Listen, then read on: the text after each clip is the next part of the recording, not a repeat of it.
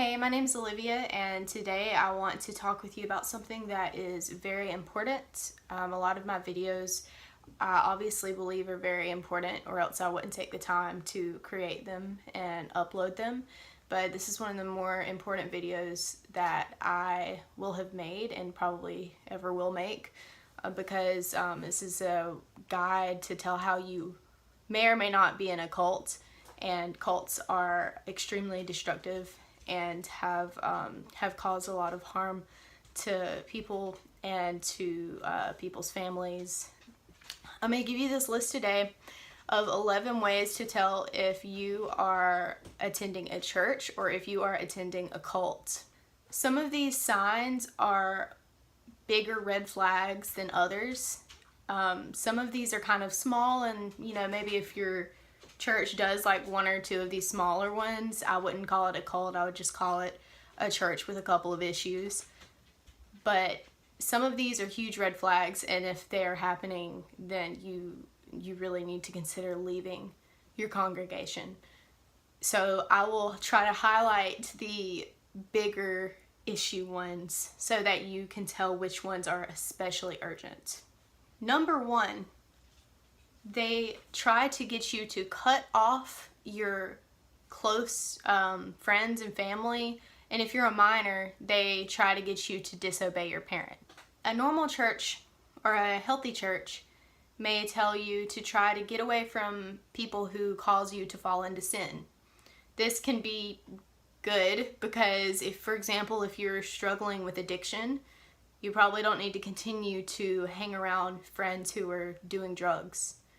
So I'm not talking about healthy disengagement.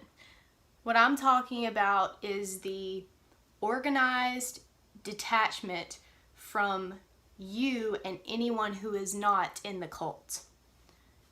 The goal of this is for them to remove everyone who is close to you and make them all appear as if they're enemies, so that they can be your sole source of information. This helps them to more easily brainwash you and to get you to become a part of them and distance you from what the rest of society says. Number two, the church or gathering has a dress code. So this may be a formal dress code or kind of like unsaid dress code. But basically, when you attend these meetings, all of the people kind of look the same. They all kind of wear the same clothes. They do their hair and makeup the same. The men might have a similar haircut. They might wear like similar suits, maybe similar accessories.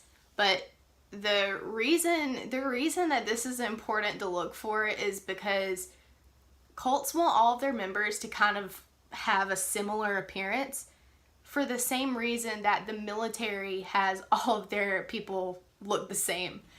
Soldiers, they all have the same haircuts. I know, my husband's in the Marine Corps. He has to be shaven all the time. He has to get his haircut every week to meet regulations. They all wear the same exact clothes. They're almost indistinguishable from each other.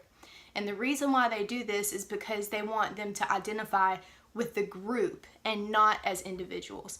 Cults want to strip you of your individuality completely so that you can be one of them, so they can more easily control you.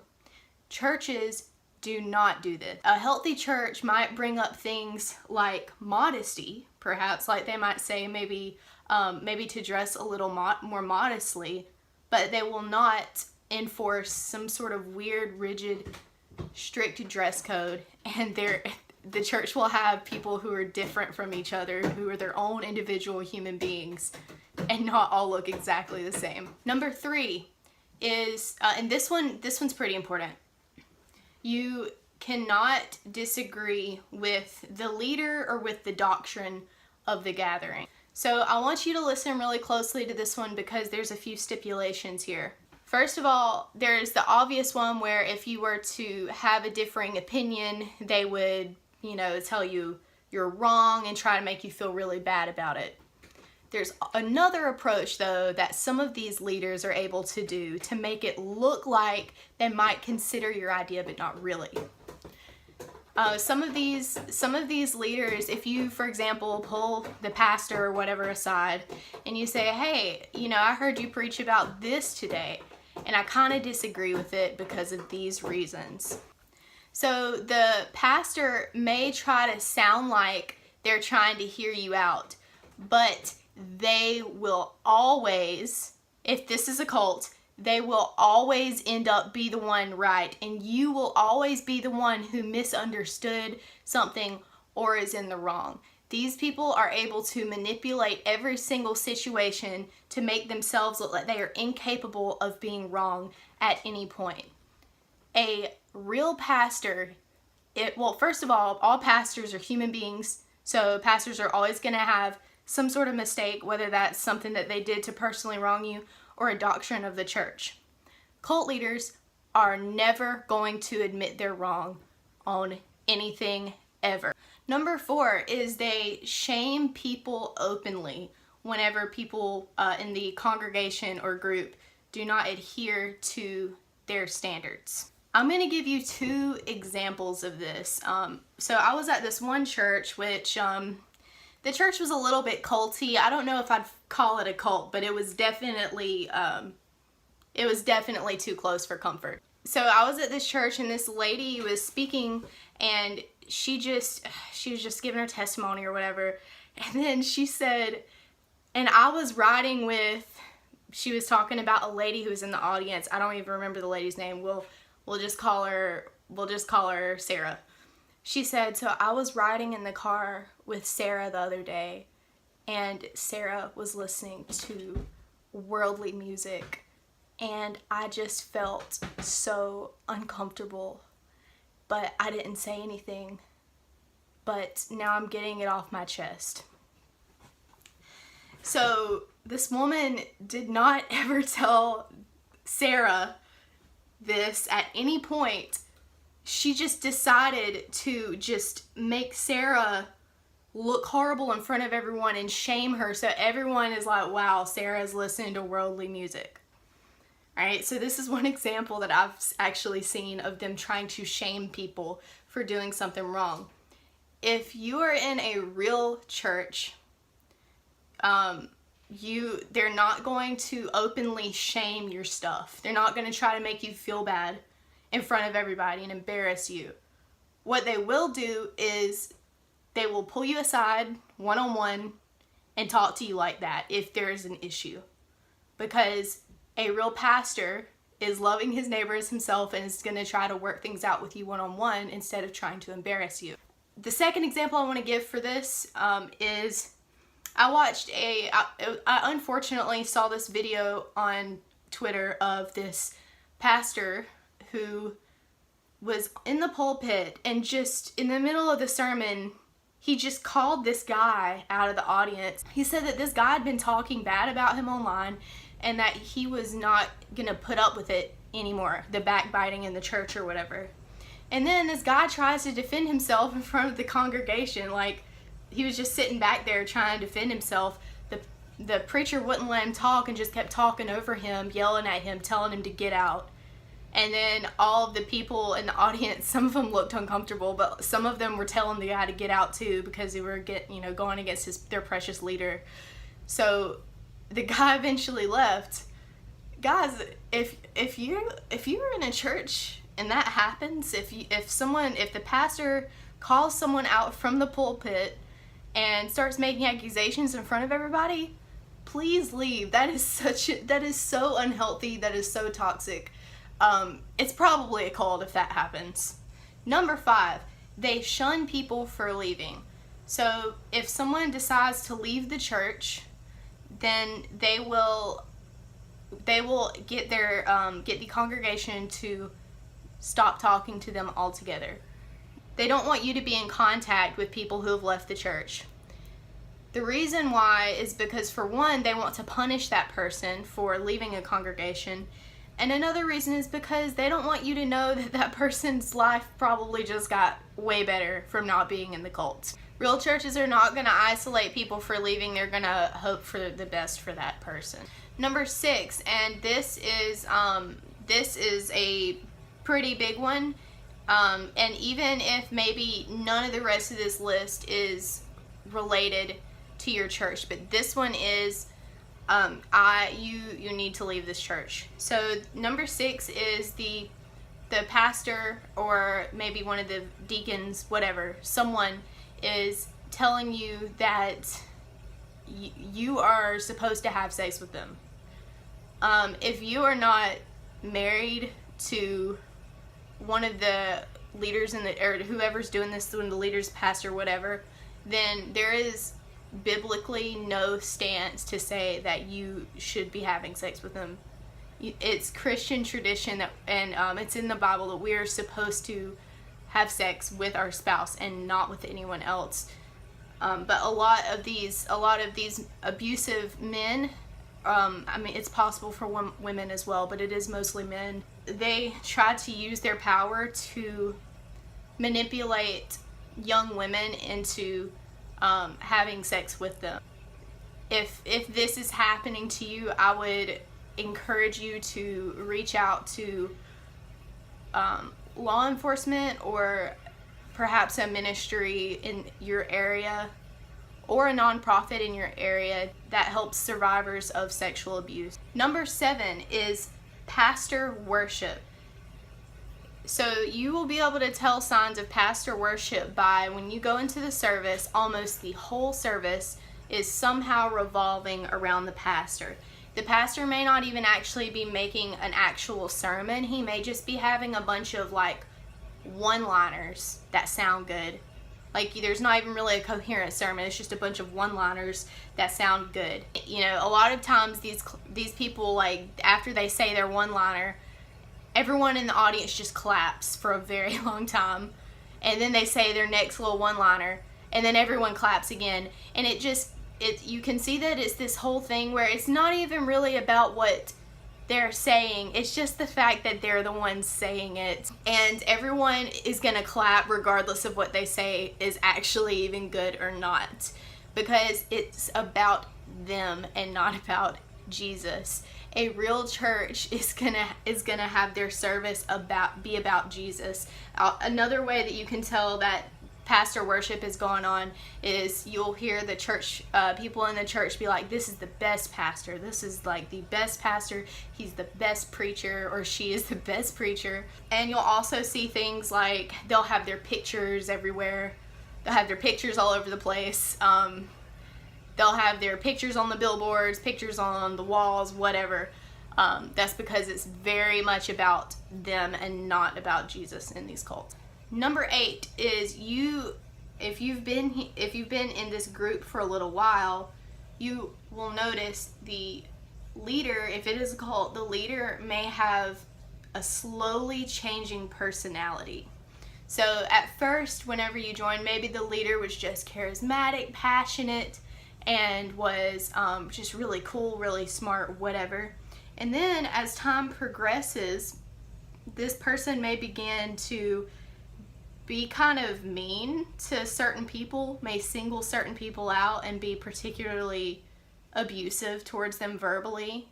They may constantly be demeaning them, not give them a break. This personality change is because if they were to have been like this at the beginning, no one would have wanted to follow them. So it's kind of like that metaphor, or that analogy of the frog in the water. If you put a frog in boiling water, it'll jump out. But if you put the frog in a pot of water and then it slowly begins to boil, so it's warm when it gets in, but slowly begins to boil, the frog won't jump out and it'll die because it's just so used to it, pretty much. So this is the same thing with these cult leaders. If you notice large personality changes over time, it begins to get more severe, then you are probably in a cult. Number 9 is the preacher talks about the enemies a lot. So this means that the preacher is talking about people who are against the church just all the time, just good versus bad. These like talking about how these whatever group of people, which mostly is people who are just not part of the church, how they're evil, how they're they're lost, how they're against everything good, they're against the church. And this is like a prominent theme across multiple sermons, if not all sermons. The Bible tells us that our war is not against flesh and blood, but it's against powers and rulers and authorities. So, in the spiritual realm. So, the Bible tells us that our war is not against physical people. But cult leaders want you to think that it is against physical people. Because if they can turn you against physical people, then they are more able to control you, because that means that you're not going to hear information from these other people that may turn you against the cult. Number 10 is the cult demands that you make payment to them. So I know there are some churches that believe in tithing, which I do have a video about what I believe about tithing. I do believe it's a false doctrine, but if your church is tithing, I wouldn't say that alone means it's a cult at all. But if they are demanding that you pay a 10% or a different percent, or they just maybe take maybe all of your money, it depends on how bad of a cult you're in, really. But if they demand payment, then they are not a church, because the Bible tells us to give what in our hearts is right to give. We're not required to give any certain amount to any certain organization. In fact, I saw one church where if you were not tithing 10% of your income, they had this board called the non-tithers board, and they put your name on there, and there's just a list of names, and it's people who don't tithe. And it was a way to shame people for not giving them their hard-earned money. If you're in a church that is doing this, then I would recommend leaving, because this one's a pretty big one. The last one, number 11, is they put a heavy focus on weird or trivial things. For example, they may have a weird obsession with a diet. Like they may say, for example, we don't eat meat, or we don't eat shellfish. Or for another example, they might have like a weird rule about like blue jeans are of the devil. Like I've seen, I can't remember the name, but there was a cult that I saw that they said if you wear blue jeans, that was of Satan. You can't wear blue jeans. They may have really weird, strict rules about hair. Like they may say I actually saw a post a while back where it said that this man had gotten saved at their rally or whatever, and it showed a before and after picture, and he had just cut his hair. That was it. Like, that was the before and the after. The man had long hair, and then it was cut. And that was just, I don't know. I guess that was enough for that group. But anytime like really weird, trivial stuff seems to be incredibly important to the group, then it might be a cult. So this has been 11 signs to tell if you are in a cult or in a church. I understand that if you have found a lot of these signs to be more on the cult side than on the church side, it can definitely be very difficult to leave an environment like that for multiple reasons. But I want to encourage you that it is so much better on the outside than it is on the inside, and that there are really good churches out there that would love to have you as a part of them, and they are worth finding and they are worth leaving for. So I hope this was helpful. If you have any questions, feel free to comment and I'll try to get back to them. Or if you have any other ways to tell if it's a church or a cult, feel free to leave that in the comments below and maybe we can help each other out. So you guys have a great day.